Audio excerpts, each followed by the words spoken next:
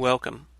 I'm Sebastian Mahfood, and you're listening to WCAT Radio, the on-air wing of En Route Books and Media, bringing you the dulcet sounds of Catholic wisdom. Well, hi, and welcome back to yet another episode of the Examined Life with Phil. This week I'm going to be doing part 2 of my discussion with David Pallman on intelligent design. As I said, that went pretty long. We had about 3 hours in total, so I'm breaking up into 3 parts, and this will be the second part. We get into some more very interesting topics here and continue on with the discussion. It was pretty good.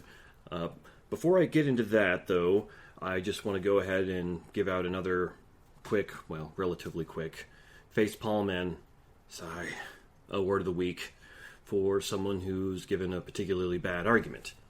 Now, in my mind at least, the purpose of the facepalm and sigh awards isn't just to make fun of people who give such bad arguments that it makes you not be able to do anything but stick your hand in your face and sigh, but it's also to help us all learn how to reason better so we can avoid making arguments that are terrible and logically fallacious ourselves.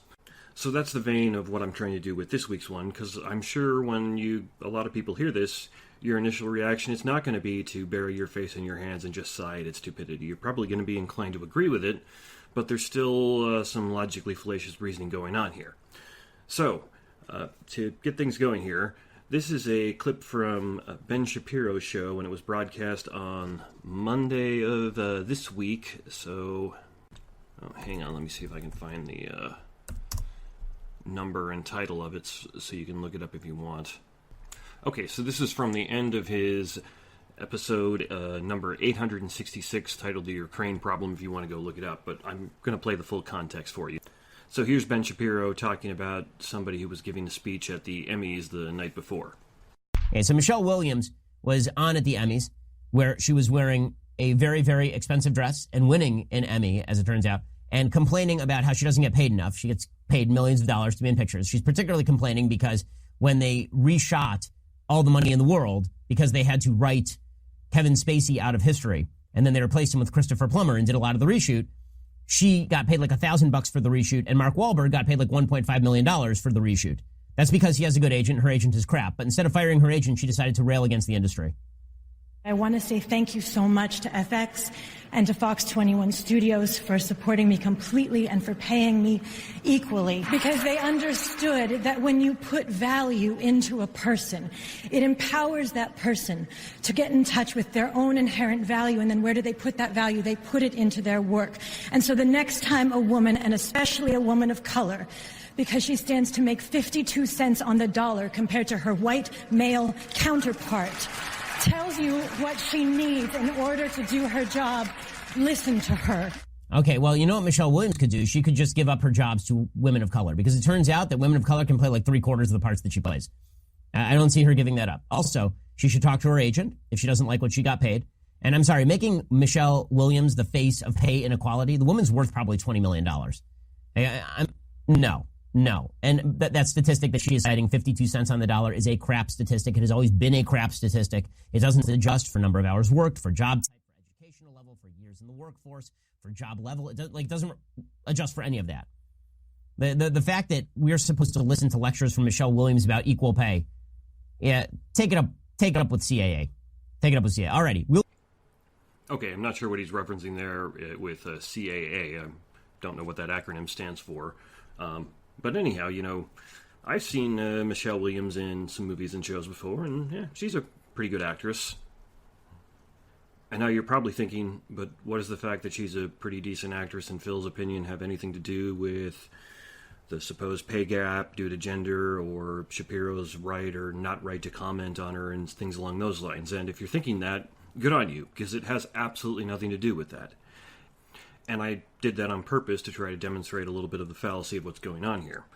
So you might be inclined to think, if you were looking for a fallacy here, because I've told you there is one, that it's an ad hominem fallacy. Ad hominem is Latin that means after the man or for the man. It's where you attack the person who gives the argument rather than dealing with the argument. So it's when somebody says, if I was arguing with somebody about the modal ontological argument, since I love to talk about that, and somebody said, oh, you're just stupid. Well, that's an ad hominem fallacy. They're not dealing with the argument. In the case of Michelle Williams, it would be against the woman, not against the man, but you can see the point. But that's actually not what's going on here at all. What Shapiro's doing is he's doing an example of the genetic fallacy, which is he's saying, for Michelle Williams to talk about pay equality issues, she's hypocritical to do that because she gets paid more than the vast majority of people in the world. And she does get paid more than the vast majority of people in the world. Every successful actor or actress does. But does it follow from the fact that she gets paid so much money that what she's saying about pay inequality due to gender is false? Well, no, of course it doesn't, and that's why it's a genetic fallacy. Her position as a high-paid actress doesn't mean she's wrong when she talks about those kind of things. Now, as he points out a little bit, and to his credit, points out a little bit, I think that the statistics, data, and evidence very much indicate that she's wrong, but he spent an awful lot more time impugning her for the hypocrisy of her complaining about how women don't get paid as much when she gets paid more than the vast majority of people on planet Earth, than he did actually going into the statistics and the data and trying to look at causes or explaining why those studies are bad or explaining other non-sexist causes as to why maybe some women get paid less than others. He just went after her and said, she's not a good source to look to on this. Well, that's just the genetic fallacy. Even if you could establish with some good credibility that she is a very bad source on that, that still in of itself doesn't show that what she's saying is wrong. You actually got to go into the meat of the arguments, the evidence, and the data, and pull it out and show that, yeah, they're wrong. A similar example of this I remember from, well, this is years and years ago now, but when Al Gore put out his documentary An Inconvenient Truth on Global Warming, now this is probably 15 years ago or so now, I might be a little off on the numbers, but anyhow, when he put it out, one of the things that conservative people were trying to use to argue against him is they were saying, well, look how much money he spends on private jets, how many homes he has, look at all the huge carbon footprint he's leaving. And that's not an argument against global warming. That would show that Al Gore, if he really believes in global warming, is a hypocrite, but it doesn't show that he's wrong about global warming just because he's a hypocrite. And likewise, take everything Ben Shapiro's saying about what Michelle Williams makes and the fact that she didn't get paid as much as Mark Wahlberg for reshoots and things along those lines. Take that all at face value and assume he's right about all that. Well, it might show that she's a hypocrite for talking about these things, but it doesn't show that she's wrong. And that's why it's the genetic fallacy. And before I get angry letters from my conservative fans, I should probably say, I do think that most of the time when people try to cite this pay gap statistic, it is wildly overblown and not at all accurate. And what I mean by that is most of the time when you look at statistics that say things like, I think the one that gets thrown around a lot of the time is women earn like 70 some odd cents on the dollar to what men earn. Well, most of those studies don't actually account for things like differences in jobs, differences in hours worked, differences in time of vacation, and things along those lines. And when you actually account for those variables, you find that men tend to work more dangerous jobs where they get paid a little more. They tend to work more hours because women, being sensible people and not workaholics, actually like spending time with their families, unlike most men who were just kind of eager to get away and be left alone. Well, some of us are anyway. And women tend to take longer vacations or more vacations for the same reason. And, this isn't always true, but when you account for all those variables, the pay gap tends to dissipate to a virtual statistical anomaly. It tends to just go away completely. And there are some exceptions to that study, some things that I think should still give us pause. My wife, who, as I've mentioned, is an OBGYN, a couple of months back, she showed me a study on pay gap-related issues that was done just in the field of OBGYN. So it was comparing what male and female OBGYNs make. And so you don't have a job discrepancy there. They're all working in the same type of field. And if I'm remembering correctly, it actually did attempt to account for differences in hours worked, that the male OBGYNs did tend to work longer than the women, and vacation taken, and things along those lines. And I think it even did attempt to account for the pay discrepancy depending on where you live and work, because you make more as a doctor in Chicago, New York, or Los Angeles than you do in rural Montana or rural Mississippi. And so it attempted to account for all those things, and it still came out that there was a pretty significant gap in what male and female OBGYNs made, and that the males made, I don't remember the exact number, but I think it was somewhere between like 15 and 30% more on average, which is not a statistical anomaly. That certainly is something. My point is, there was an example where there is evidence that there's some kind of a discrepancy going on there. And what people like Michelle Williams are obviously trying to claim is, aha, see, there's evidence of systematic sexism. And even then, that would be kind of a jump on the data, because the data shows that there's this discrepancy, but it's not telling us why. In that particular case, we know it's not due to differences in jobs, differences in hours worked, differences in location. But it doesn't follow from that it's sexism only. It doesn't follow from that it's a bunch of men on the board of medicine or the hospital or whatever, who are just refusing to pay women more. There's some evidence to think that men tend to fight longer, harder, and more often for pay raises than women do. And if that could probably account for at least some of that. Or there could be any number of other things. And I would have no doubt that at least some time of the time that when a woman doesn't get paid as much as a man, maybe there is some sexism involved. Probably is some involved in that study that my wife showed me. But to say, aha, that explains it all, well, that's just lazy thinking. So even though I'm giving Ben Shapiro the facepalm and sigh award of the week here for committing the genetic fallacy, I am sympathetic with the overall point he's trying to make. He just made it in a very bad way. And we, need to be calling out people even that we agree with when they make bad arguments like this, especially people who are popular and well listened to like Ben Shapiro. So that's why he's getting the facepalm and sigh award of the week here for committing the genetic fallacy, for simply saying we don't have to listen to Michelle Williams because she's a hypocrite on pay equality. So what? That doesn't mean she's wrong. She is wrong, but not wrong because she's a hypocrite. Okay, so without burying the lead anymore, we're going to get right into the next part of my discussion with David Pallman on intelligent design. Now, there's a critique that I heard Stephen Meyer make of evolutionary Darwinian processes that I thought was very, very compelling, and I put it in the notes here, and you can tell me what you think about that. He says that, and I'm not going to quote him verbatim here, but there's the problem that mutations, in order to work as far as natural selection, they have to be passed to the next generation. But that means they have to be very early in fetal development, when the sex cells and other things along those lines, in humans it's sperm and egg, but it might be different in other species. The mutation has to be present in those cells so it'll get passed to the next generation. But the problem is mutations that are early in development are nearly always fatal, and I think it's something like 99.99% fatal, which means that if I have a mutation that hits my body now that is positive, no big deal as far as evolution is concerned. I've already had my kids. It's not going to affect things. It'll make my life maybe a little better, but it's not going to go to the next generation, so natural selection can't kick in. In order for that mutation to go on, it would have had to occur very, very early in the development of me when I was a fetus, but that pretty much always kills fetuses.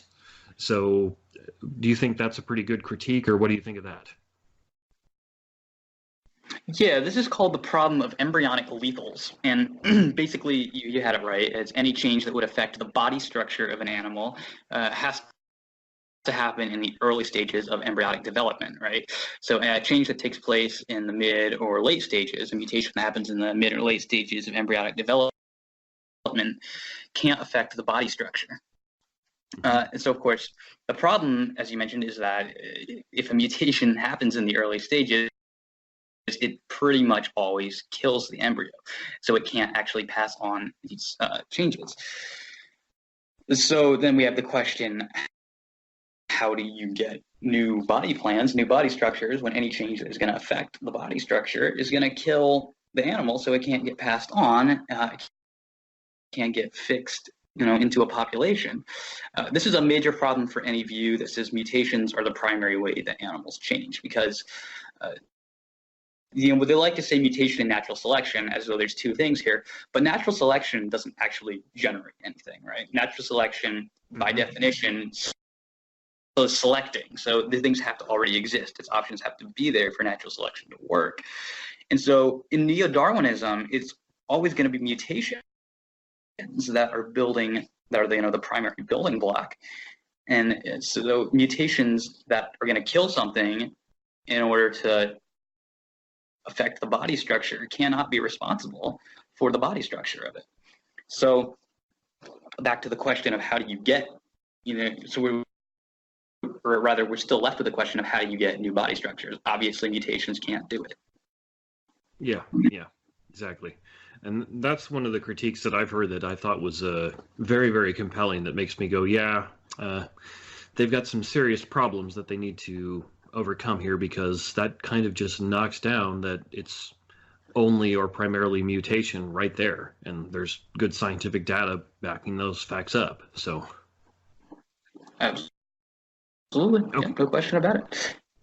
Okay, well, is there any other evidence and reasons in favor of ID that you'd want to give before we move on to some critiques and criticisms of ID and how you want to respond to those? Yeah, sure. So first, I just wanted to mention this is more of a problem with evolutionary theory in general, but it's this question of so-called convergent evolution that I think casts doubt on how reliable making inferences to the common ancestry based on similarity is in the first place, right? So they would use things like homologies, which are similarities between different structures, to say, oh, well, this evidence is common ancestry. But the problem is when you have something like a human being and an octopus, we have almost identical eyes to each other, right? An octopus eye would basically work in your head. It's almost the same. But an octopus's nearest living common ancestor, or supposed common ancestor, and ours, they don't have eyes anything like us. So evolutionists explain this with so-called convergent evolution, which is when species independently evolve a similar trait. So my question to an evolutionist then is, if similarity is what you're basing your entire belief in common descent on in the first place, is that similarity evidences common ancestry, what do you do with convergent evolution? Convergent evolution just undermines this idea that similarity is an indicator of common or a closer relationship, because any creature can get its similarity on its own through convergent evolution. So that's just a difficulty I see with the whole idea that similarity is an indicator of common ancestry. And I don't think it is in the first place, because obviously we can have similar vehicles, for example, and that doesn't mean that one shares a common ancestor with the other. But essentially, that's a problem. And then another question, or another argument I would bring up, is the fossil record in general, I think, is probably one of the strongest evidences for intelligent design out there. The Cambrian explosion in particular, and the whole fossil record it's explosion after explosion after explosion, that we have new forms of life, new body plans just appearing out of nowhere with no discernible ancestors for them, for the most part, nothing that could really qualify reasonably as an ancestor. And these are really major headaches for evolution, for any theory of common descent, because unlike evolutionary theory predicts, most of the major animal types just appear abruptly in the fossil record and then continue on with only slight changes. So what this idea that most evolutionists hold to is called a monophyletic view of life. And this is, the idea that all life shares a common an ancestor. Now, I hold to a polyphyletic view of life, which is that there are, many different ancestors that are made independently, and then, they spread off from there. If you want to think of a monophyletic view, think of a tree. If you want to think of the polyphyletic view, think of a lot of different bushes. Well, so what happens is that the fossil record looks exactly like a polyphyletic view. Like, if you wanted to know or if you wanted to predict what's a polyphyletic view going to look like, you'd imagine a lot of bush-like structures appearing in the fossil record of animals appearing suddenly and then diverging only slightly. The monophyletic view would look like a tree of the single common ancestor that branches off. Well, you couldn't ask for any better confirmation for the polyphyletic view than what we see. And then again, the Cambrian era in particular. Most of the major phyla appear here. And evolutionists have tried hard to explain this away, as being a period of rapid speciation, or just an artifact that, this era happened to preserve things really well. These explanations are unconvincing. I don't think they actually work. Stephen Meyer really goes into this in detail in his book, Darwin's Doubt. Because we know evolution doesn't happen this fast. We know that the Precambrian was optimal for preserving fossils, but there just not there. So evolutionists are left with explaining the origin of these new body plans. And the biggest thing to me is like when an evolutionist wants to say that the fossil record supports evolution, but then I bring up something like the Cambrian explosion. He's like, well, I got this excuse, and this excuse. I mean, I want to say, if you're giving me excuses for why the fossil record doesn't fit your theory, how are you claiming that the fossil record is evidence for your theory, you know? Yeah. Yeah. But yeah, so yeah, that's, I think, it for arguments for intelligent design. Okay. So one thing you said there that I think I can think of an objection that somebody might give is when you're talking about like the similarities between the human eye and the octopus eye, somebody might want to turn around and say, well, of course these developed like this because the organisms are, so to speak, solving the same problems. Like an example that I can think of is I've heard it claimed that there's like conspiracy theorists who claim that all the ancient Neolithic civilizations, like the ancient ones in South America and the ancient ones in Egypt, were like communicating because they used very similar building techniques where like they would have like giant blocks of stone that were chiseled to precision and fit together, and then often they would have like some kind of a smelting system where there would be metal that they would use to connect them and things like that, and they look all very similar. And the general response that more legitimate historians give is, well, of course the human builders did more or less the same thing. They were all solving the same problems. So why wouldn't they all stumble upon the same solutions if they're all solving the same problems trying to build their buildings? You know, the same reason why, minus some aesthetic differences, you go to a house in Europe and you go to a house in America, and they tend to be set up in a pretty similar way because we all are solving the same problems. So why wouldn't that necessarily work to say, well, that's why the human eye and the octopus eye are pretty much the same, even though they're not we're not supposed to be related, because the octopus is trying to solve the same problem that the humans are as far as how to see.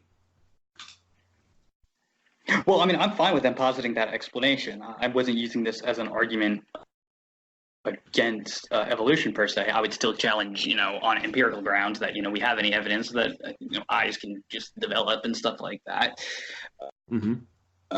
But I was using that as more of a critique of this idea that similarity is an indicator of common ancestry.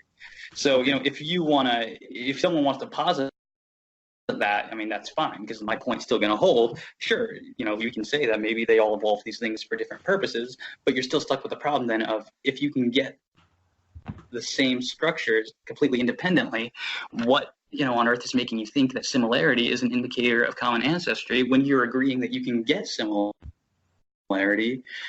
without common ancestry? Okay, so I get your point there. So in many senses then what the historians are saying about ancient civilizations actually speaks to your point, because they're saying, no, these ancient civilizations had no contact with each other, but they independently developed these various building methods because they were solving the same problems. And so even if they're right, and then like the octopus eye developed or evolved and the human eye developed or evolved, then you have to say that casts doubt on similarity indicates common ancestry. Which is primarily what the whole theory of common descent is based on.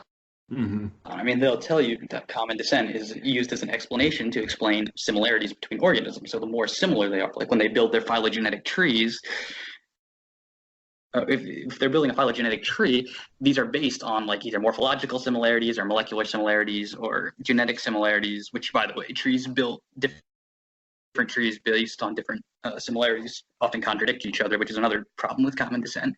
But that aside, this whole idea, this whole assumption that similarity is an indicator of common descent, I think convergent evolution causes us to, really question how seriously we can take that claim. If you can just turn around and say, oh, well, look, they solved their problems independently because they were solving the same problems, I'll be like, well, okay, but then, that's just, if they can solve it independently, why do we need common ancestry? I gotcha. Okay, that makes sense. Okay, well, anything else you want to say before we moved on to addressing some of the common critiques and criticism of ID theory? No, I think we got that good. We can move on. Okay. So the first one that I've often heard as far as criticisms of ID theory is that inferring a designer should require us to identify a designer, and this either leaves ID lacking or makes it religious. So going back to the forensic example, if the cops are investigating a murder and they're saying, well, we have evidence that a murder happened, they're then going to turn around and try and identify that they're who the murderer was. And even if they're unable to do so, they're going to say, well, there was a murderer and we can know like these and these details about him. Even if we aren't able to catch him or can't identify exactly who he was, we'll be able to say that there are these details about him. And ID often will, at least from how I've seen it presented, kind of just like pushes the question of who the designer is off to the side and says, well, there's evidence of a designer here, but we're not going to talk about who or what he or she or whatever is. So what do you say to that criticism? Right. Now, let's return really quick to your example with the cops who, want to discover the identity of a murderer. Mm-hmm. Why do they want to discover the identity of the murderer? Well, to solve the crime, so they can execute justice, of course. Right. So there's something else going on there. There's a moral reason for that, right? Mm-hmm. Yeah. They've got a moral reason for wanting to do that, and that is, extending beyond, right? Their desire in doing that is for the purpose that goes beyond, just what forensics is going to tell you. And so I think in the same way with intelligent design, if somebody wants to go beyond the scientific data to identify the designer, as I do, and I think most people in the intelligent design movement do, we're going to be going beyond the scientific data for that. We're going to have a reason beyond that. And we're going to get that from philosophy or from revelation or something like that. The reason that we're reluctant to assign to say, right, I believe the designer is the God of the Bible. Why am I not going to say that is because I don't know that from the science. The science tells me that there's a designer. That's all I can get from the science.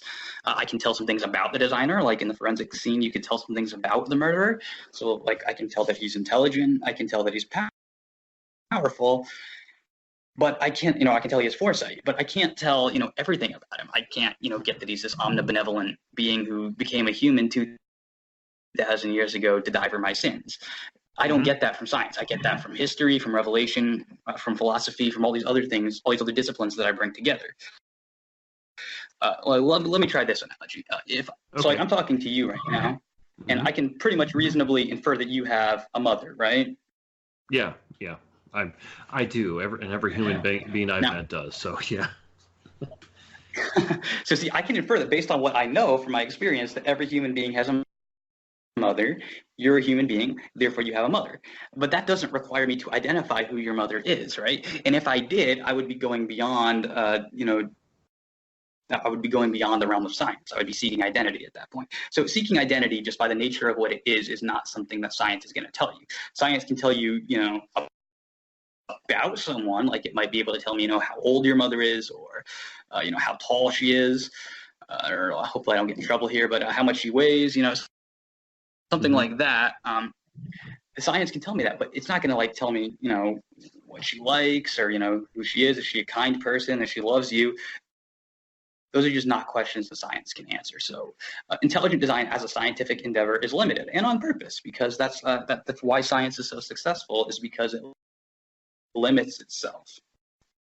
Yeah, that's a pretty good response. I like that. Yeah, there's a lot of people who do not seem to recognize currently that science actually is limited in what it can do, but that's a good thing, not a bad thing. That's, as you're saying, why it works so well is because it doesn't veer off into all these areas where it doesn't tend to work very well. Right. Yeah. Now, you kind of already responded to this, but it's tied in with that objection is it's very often charged, at least in popular press and media, that ID theory is just creationism wearing a different skin. So what do you want to say to that? This really depends on how broadly we're defining the term creationism, right? Okay. Yeah. If creationism simply means belief in a creator, then theistic evolutionists are also creationists. Literally anyone who believes in a creator becomes a creationist under that definition, right? I just think that this attempt is frankly I think this charge is an attempt to associate intelligent design with a movement that's considered anti-science and is silly and laughable. I read some like scholarly books or something, and like just if they want to peg something that is just known to be silly, they will pick Young Earth Creationism. They'll like say 6-day creationism, Young Earth Creationism, someone who believes the Earth is 6,000 years old, and that's just kind of like the stereotype of someone who's acknowledged as someone who doesn't understand science and is religious. And so if you can associate intelligent design with that, then you've sort of put them in this sort of ignorant anti-scientific light to people who will now think, oh well, this is something I don't really have to take seriously, this is just more Young Earth creationism. The interesting thing is we really only share one point of contact with Young Earth creationism, and that's our skepticism regarding the creative power of the theory of evolution. That's really the only point of contact you can make. The differences are manifold. Most intelligent design proponents accept the standard age of the Earth. We don't insist on a young Earth. Yeah. I've found that generally a lot of people who would call themselves old Earth creationists, which for people who aren't familiar with that term, they tend to be Christians or theists who would go to a church and accept the tenets of Orthodox Christianity, but think the world is, I forget what the standard dating is, whether it's 3 or 4 billion years old, but they agree with that dating. But most of the ones that I've met who hold to that also tend to be ID proponents. I'm sure you don't technically have to see the two together, but I've just found they tend to very much go together. They normally do. And it's also worth noting that like Paul Nelson, for example, is a very eminent proponent of intelligent design, and he's a Young Earth creationist. John Sanford is another Young Earth creationist who's a proponent of intelligent design. So intelligent design it doesn't really care about the age of the Earth. What we're interested in is their design and biology. And very broadly understood, both young and old Earth creationism are forms of intelligent design. And they're even like Islamic creationism is a form of intelligent design, right? So intelligent design is really concerned with design and biology. Age of the Earth isn't something we make a big deal about. Most creationists do. Like the term biblical creationism, what that really is it takes the Bible and science and it tries to fit them together. But intelligent design does not do that. We start with scientific evidence and we make inferences to intelligent causation. And of course, I think that that's very friendly to a Christian worldview and helpful there, but it's not based on that. It doesn't assume that. It doesn't necessitate that. Yeah.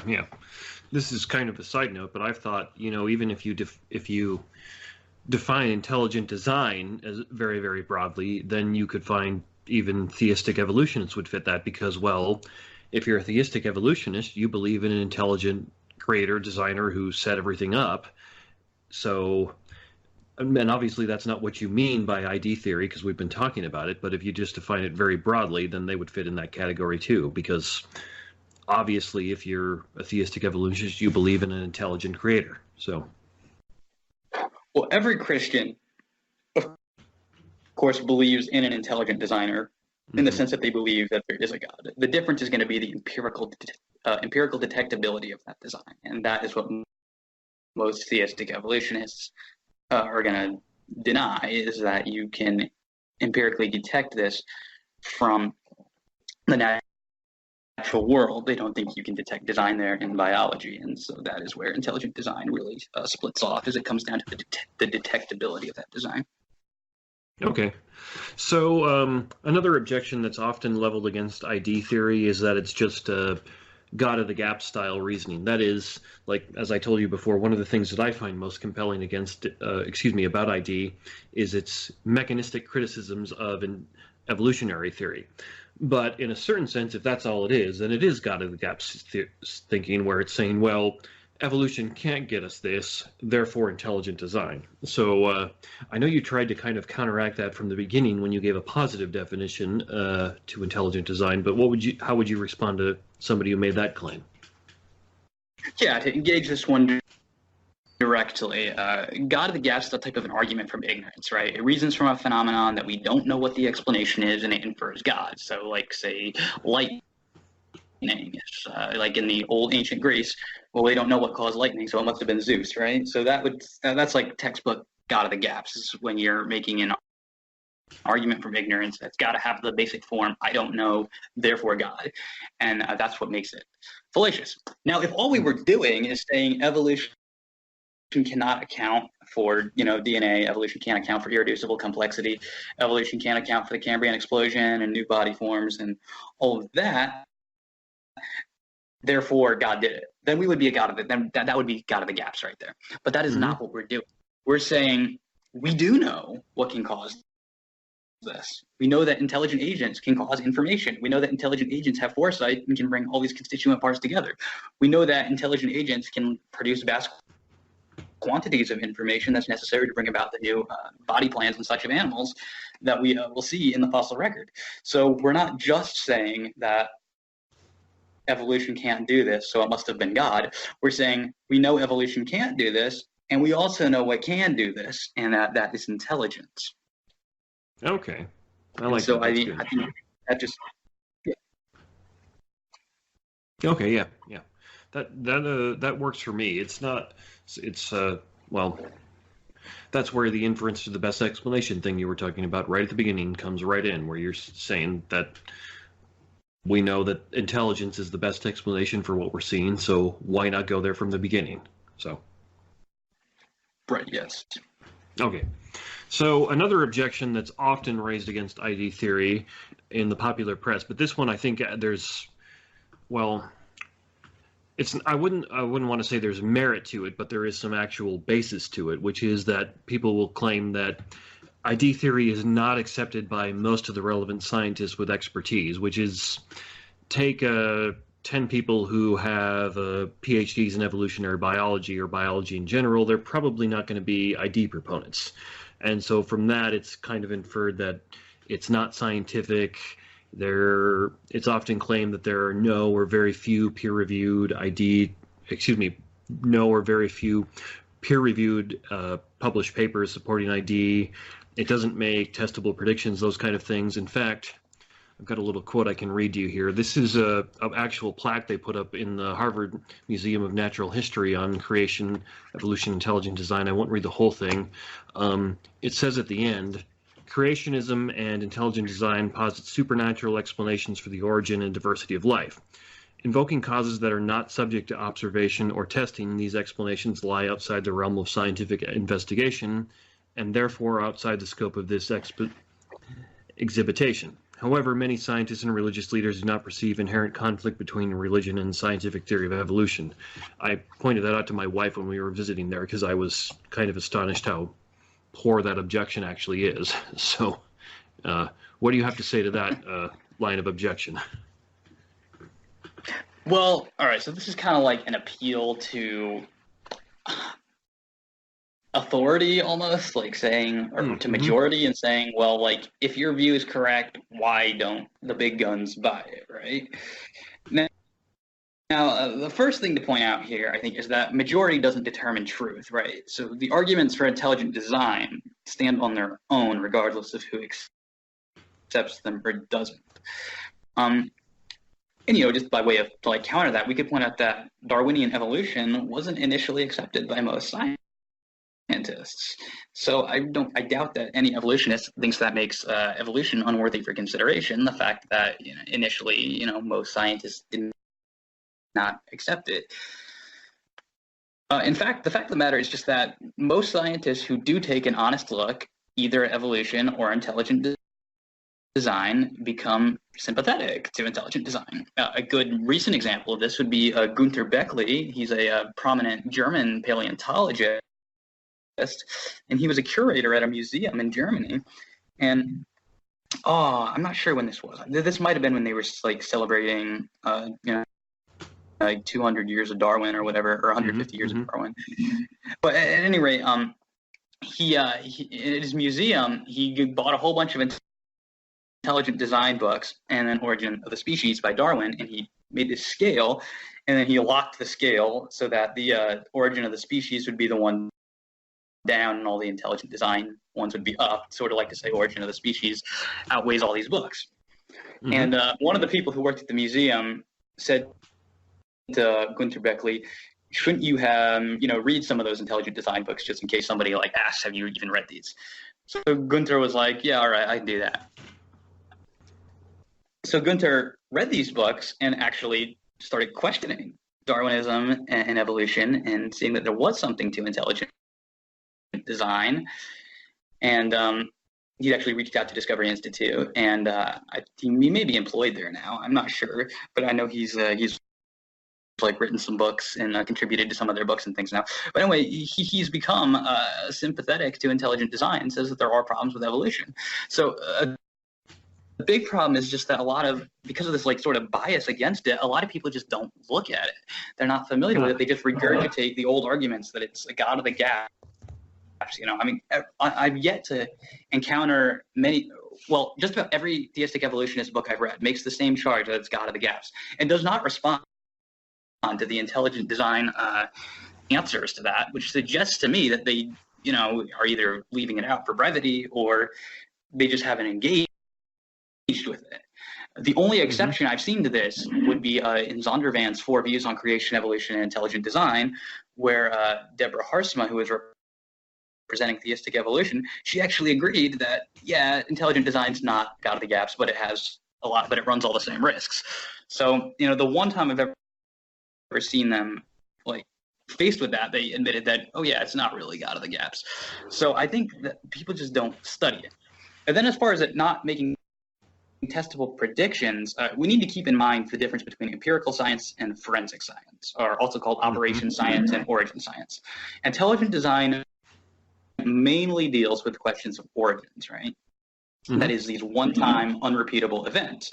So empirical or operation science deal with like predictable phenomena that can be reproduced in a laboratory. So we have to deal with historical questions differently. We observe causes that are currently known to bring about things that happened in the past, and we infer that these causes or that these phenomena are best explained by intelligence. And so that's what ID does. And furthermore, it's not altogether true that intelligent design doesn't make testable predictions.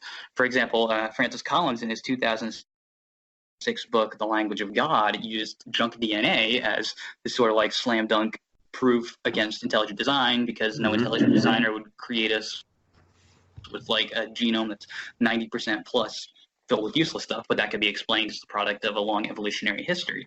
And so, this was kind of touted by Collins and others as this conclusive proof of evolution. Well, intelligent design proponents predicted, we believe this is the product of intelligence. Information comes from intelligent minds. We predict that function will be found for this. Well, here we are a few years later, and the ENCODE project has revealed that between 50% to 80% of the genome that was thought to be junk is actually functional. So there's an ID prediction right there that was fulfilled. So in a sense, ID can make testable predictions and has. And then to respond to that, that there's no peer-reviewed papers supporting ID. First of all, even if this is true, as I said before, the arguments stand on their own. So like peer review is not a test for truth. But this charge is actually false. You can visit Discovery Institute's website. They have a somewhat lengthy list of peer-reviewed papers that are written in support of intelligent design. Now, it of course is true that there are fewer papers written in support of intelligent design. And I think there's two reasons for that. And one is that intelligent design is a relatively new concept.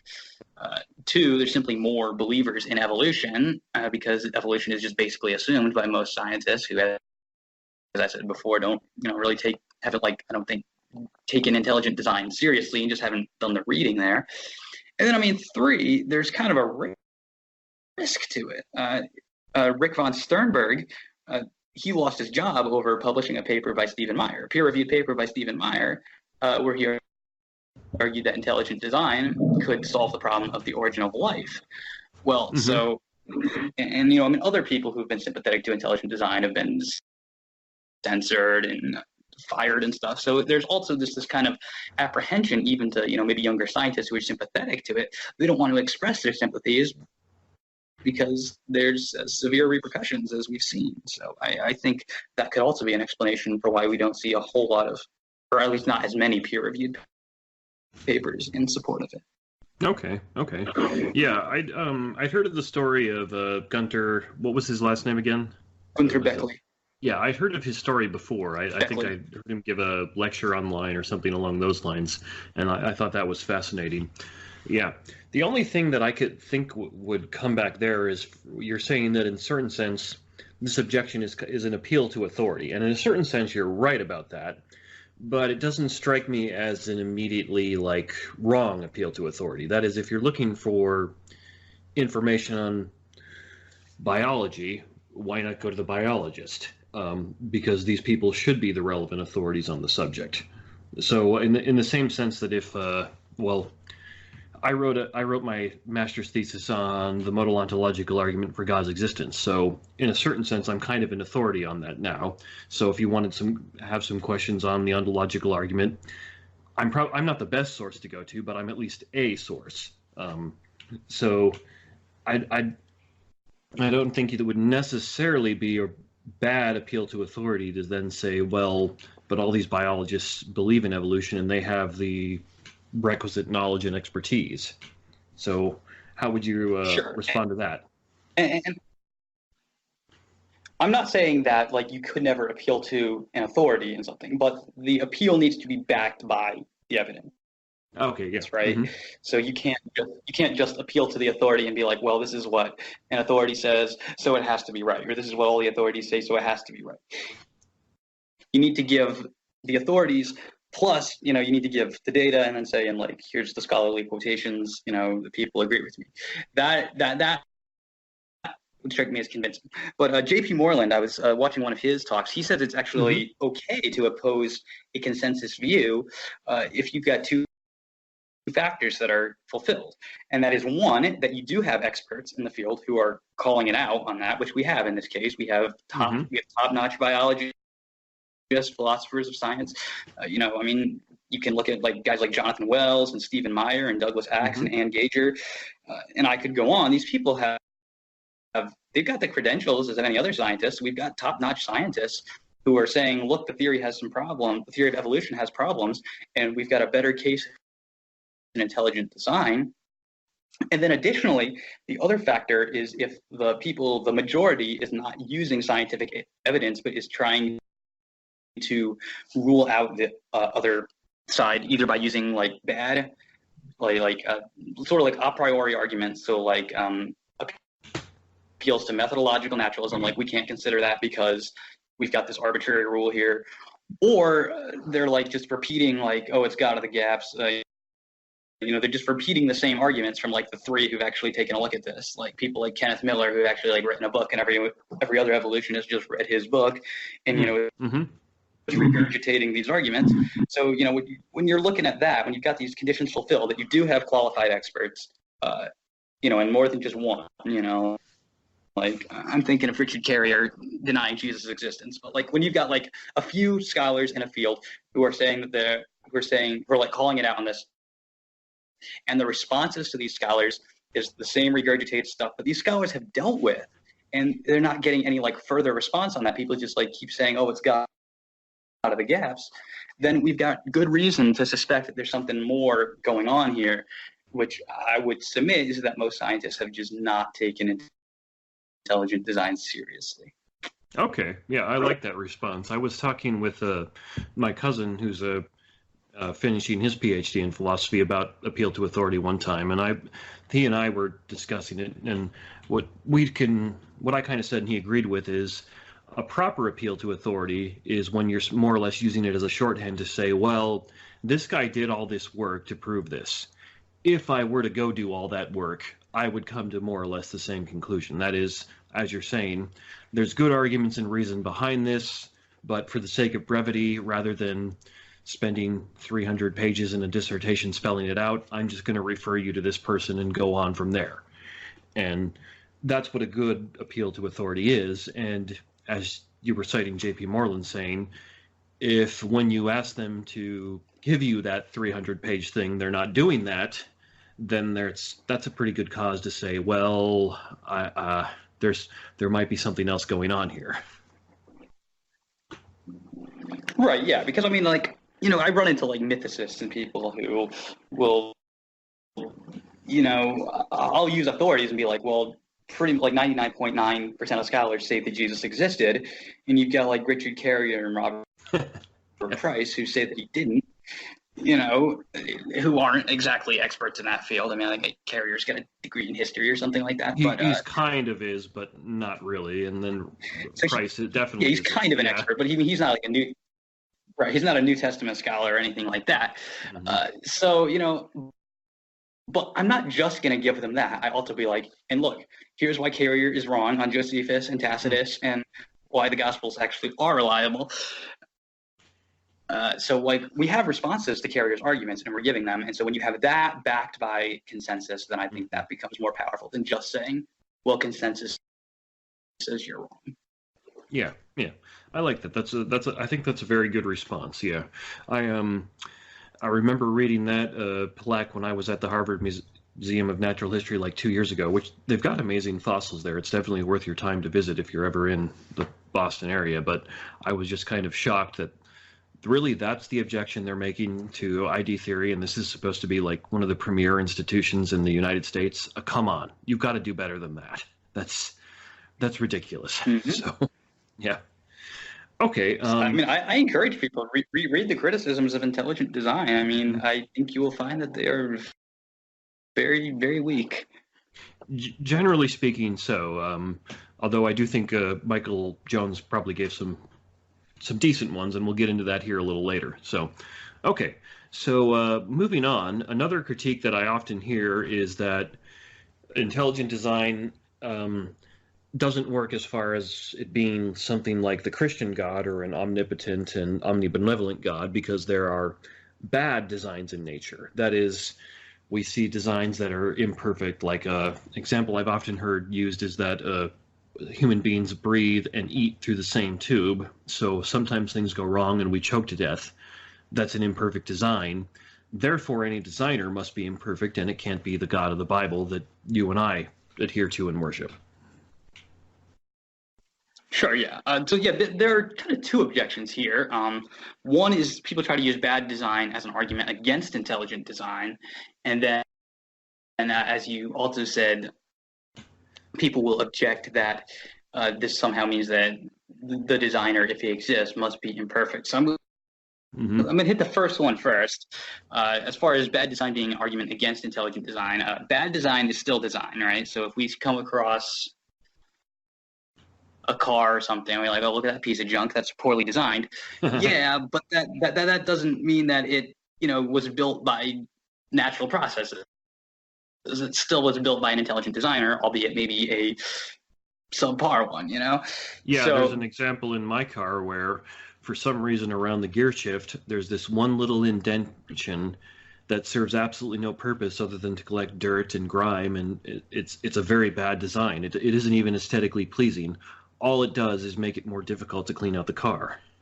It's bad design, but you're still a designer. You wouldn't, right? You wouldn't for a minute take that as evidence that therefore your car was, you know, formed by millions of years of random chance processes. So exactly. I heard Neil deGrasse Tyson one time trying to make this argument that there's bad design, therefore there's no designer, and I looked at my car and thought, man, he's just so wrong about this. So yeah, maybe he can afford a nice perfect car, but the rest of us can't. Probably, yeah. Yeah. So my second point would be that deterioration occurs in design systems, right? Like if we take a car, leave it out in the field, deterioration will occur, rust and stuff. So we're not saying that things, you know, maintain this, you know, that their original level of designed, I want to say perfection, but I guess quality. We'll say their designed quality. Things do deteriorate over time. That I would see that would apply no less to us.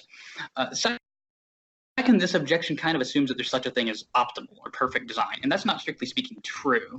Designers have to make these things called trade-offs, and that's when you have to make a decision between, like it's like a compromise. So if we use the illustration of a laptop, right, you could decide to give it a small screen, and that makes it better for traveling, but you can't see the screen as well. You could give it a large screen, but then you can't travel, and it's going to drain the battery faster. It'll probably be more expensive, even though you can see it better.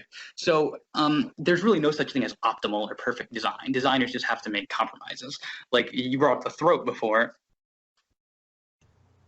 Well, in a sense, yes, things can go wrong, but this could also be seen as, sort of like an innovation or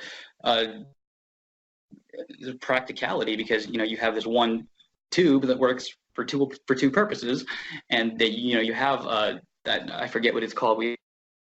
Yeah, that flap of skin that covers part of it when food's going down. Yeah, there's a valve of some type there, but I don't remember the name either. My wife would know because she's a doctor, but I don't recall off the top of my head. So it's been a while since I took high school anatomy, so yeah. But my point is, you don't have to view that as being poor design. You could also, just see that as creativity, using the same thing for two different functions. Okay. And as I mentioned, even if things are badly designed, there's no. So yeah, but that's how I would respond to that. This falsifies intelligent design. As far as the nature of the designer, that takes us beyond what science can tell us. So that becomes a theological objection at the point that you want to say, oh, well, this is a bad designer who can't be perfect. And I would still bring up the point that, perfect design is strictly speaking not possible. It doesn't say anything about whether the designer is perfect. That's just a basic constraint that is going to be on anything, like laws of logic apply to God as well. God is not above these laws. In fact, these laws give a meaning.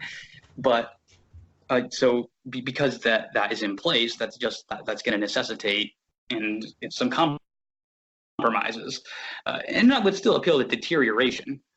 And then this kind of becomes a question of the problem of evil. Like, why does God allow something like deterioration to happen? Well, we could speculate on the reasons, and for example, perhaps somebody would be saved who wouldn't otherwise be saved if they didn't experience this problem.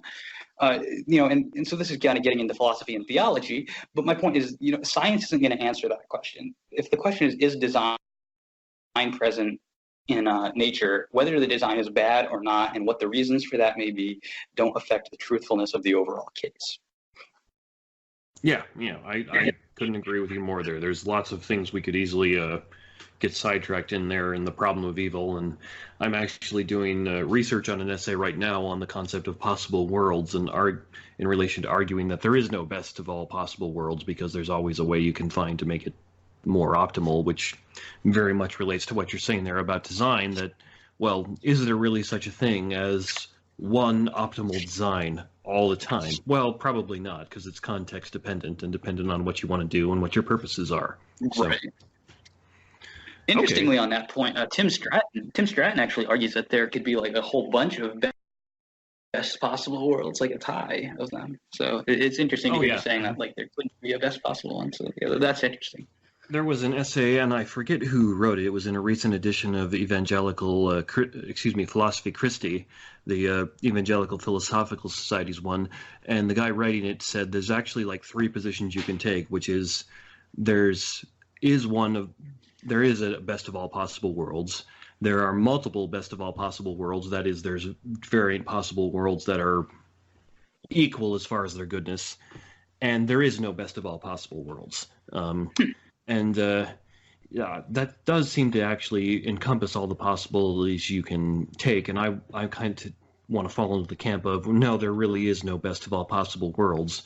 But for the purpose that I'm actually trying to argue, you could actually go with there is none or there are multiple. All you have to argue against is there's not just one. So. Right. Yes, I agree. Okay, so that's where I decided to split up David and I's discussion.